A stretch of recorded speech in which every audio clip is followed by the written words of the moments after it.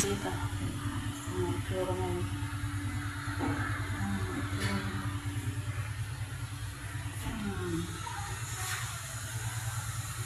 Kalat na ngayon. Ang linis.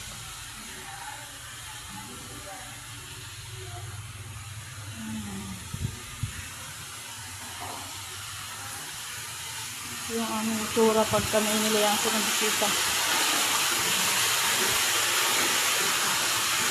Ang linis yan. Ito yun. Saan na yun? Saan na yun? Iyan ko yung paa. Ito na yung paa.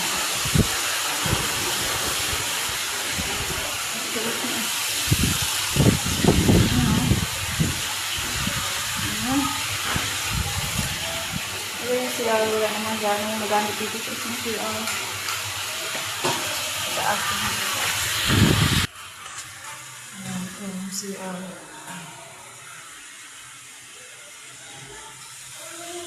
Ang kusina. Ewan ko yung doon sa taas. Hindi ko pa nakita. Ganyan lang ano. Sobrang linis bago nila puntahan. Pag nilayasan ka, wala man lang yung hinihay. Lang yan ang nakatuwang-wang eh. Ay, grabe talaga. Saka talagang paglagyan ng inis. Pero, unahin ko muna itong mga kwarto. Ninisil lang na yung kusina. Tatagalan ako maglinis dun. Ayan, second floor. CR. Ano nakarat dito sa mentor sa baba lang. Iwan ko yung mga room nila.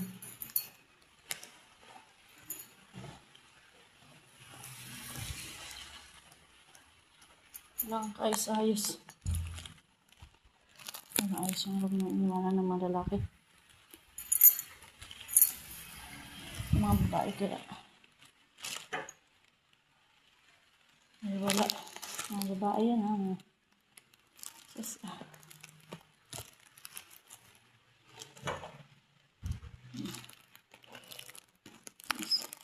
Bigano dito sa baba.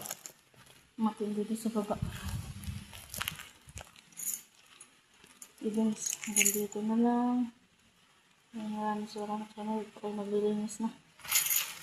Umpisahan ko na ng linis para bago mag alauna o alas 2 tapos na ako.